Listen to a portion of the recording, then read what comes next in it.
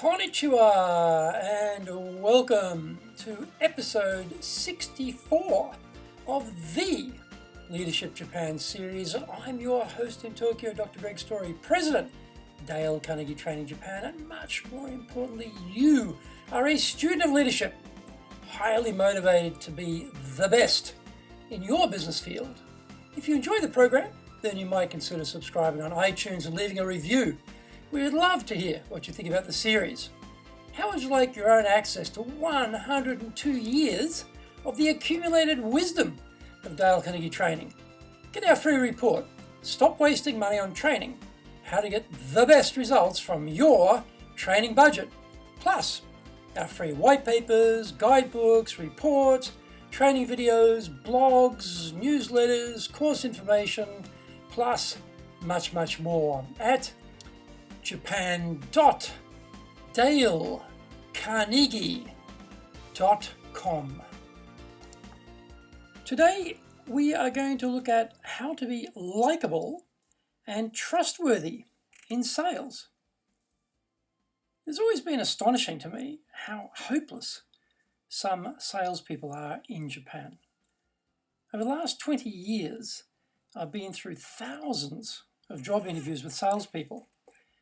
We teach sales for our clients, and so as a training company, we see the good, the bad, and the ugly. A very broad gamut of salespeople. We also buy services and products ourselves, and so are actively on the receiving end of the sales process. Well, actually, that is a blatant exaggeration. There are almost no salespeople operating in Japan using a sales process, but there are millions of them just winging it, and winging it badly. Why? On-the-job training, OJT, is the main training pedagogical system in Japan for training the new salesperson. Now, this works well if your boss has a clue and knows about selling. Sadly, there are few sales leaders like that populating the Japan sales horizon. So what you get are hand-me-down techniques that are ineffective, and then even worse, these techniques are poorly executed in the hands of the newbies. We like to buy, but few of us want to be sold. We like to do business with people we like and trust. We will do business with people we don't like, and very rarely with people we don't trust. Neither is our preference, though. The million-dollar question is, what makes you likable and trustworthy? Building rapport in the very first meeting with a prospective client is a critical make or break for establishing likability or trust. When you think about it, this is just the same as in a sales job interview. In both cases, we enter an unfamiliar environment and greet strangers who are brimming over with preoccupation, doubt, uncertainty, reluctance, and skepticism. If a salesperson can't handle a job interview and build rapport straight away, then it is unlikely they're doing much better out in the field, regardless of what is written down glowingly in their resume. So what do we need to do? Strangely, we need to pay attention to our posture. Huh? It is common sense, really. Standing up straight communicates confidence. Also, bowing from a half-leaning forward posture, especially while we are still on the move, makes us look weak and unconvincing. So, walk in standing straight and tall, stop, and then bow or shake hands depending on the circumstances. Smiling at the same time would also be good depending on the circumstances you're facing. If there is a handshake involved, then at least when dealing with foreigners, drop the dead fish, weak strength grasp, or the double hander, gripping the forearm with the other hand as well as the client's hand. The latter, double hander, is the classic insincere politician grip. Some Japanese business people I have met have become overly westernized in the sense that they apply a bone crusher grip when shaking hands. Recently, I've even met a couple of Japanese businesswomen who are trying to outman the men and are applying massive grip strength when shaking hands. It sounds very basic advice, but please teach your Japanese team how to shake hands properly. Too weak or too strong are unforced errors which impinge on building that all-important first impression. By the way, we probably only have a maximum 7-10 seconds to get that first impression correct, so every second counts. We're also quick to make snap judgments today. We really can't afford to leave anything to chance. So, when you first see the client, make eye contact. Now, don't burn a hole in the recipient's head, but hold eye contact at the start for around about 6 seconds and smile. This conveys consideration, reliability, confidence, all attributes we are looking for in our business partners. We combine this with the greeting, the usual pleasantries such as, thank you for seeing me, thank you for your time today, all good. Now, what comes next is very important. We must segue into establishing rapport through initial light conversation.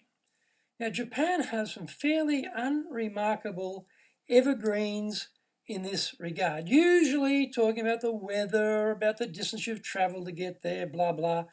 Don't go for those bromides. Try and differentiate yourself with something that is not anticipatory or standard.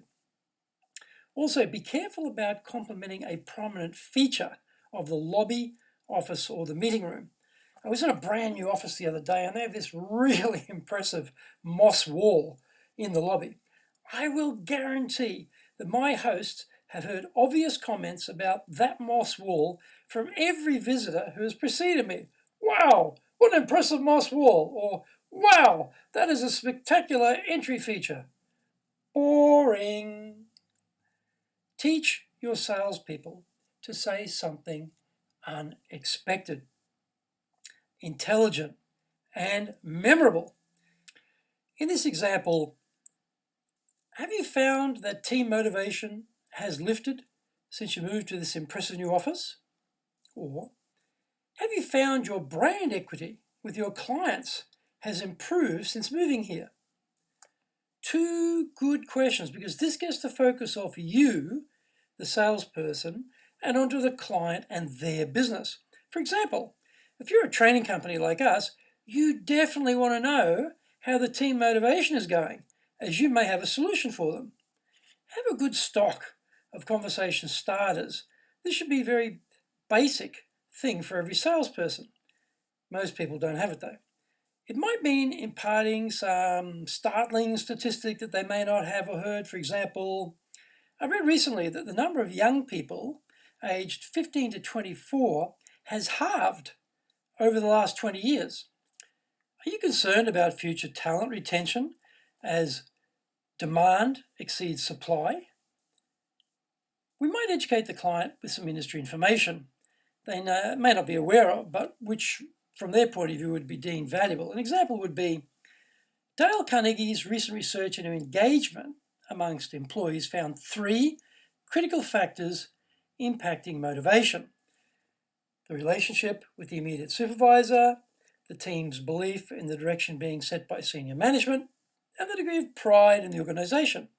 What are you seeing in your organization around the areas of engagement and motivation? We face a lot of competition for the mind space of our prospective clients. Busy people have a lot on their mind, and we are an interruption in their day. Some of our prospective clients may be moving continuously from one meeting to another, so the attention span is shredded and the details begin to blur. They may have their eyes open, but don't imagine their mind is in the room and focused on you. To counteract that possible external preoccupation and to get them back in the room with you, use a question. If I suddenly ask you, what month were you born in? I will guarantee I have your 100% attention. So questions are powerful disruptors of preoccupation, and we should have a stock of these little beauties we can wheel out when needed. For example, most people I talk to say Abenomics is not having any significant impact on their businesses yet. Have you seen any benefits yourself? Another might be, My clients' opinions seem to have changed. They are becoming more concerned about the possible further increase in consumption tax. Is that an issue for your company? We want them talking about their business because this is going to provide us with insights for a later line of questioning as we try to uncover their performance gaps, needs, and aspirations. The very first seconds of meeting someone are vital to building the right start to the business relationship.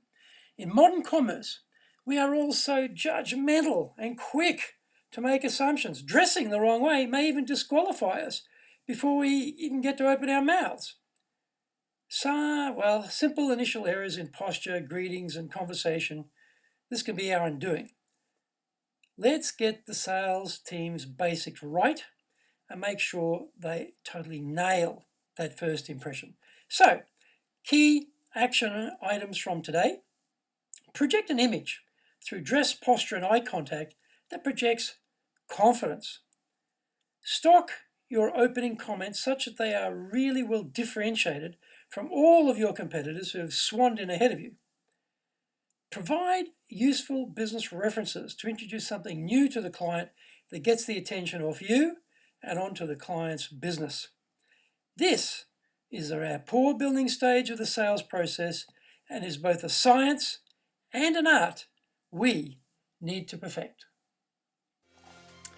Thank you for joining the Leadership Japan series. If you found the program useful, then you might consider subscribing on iTunes and leaving a review.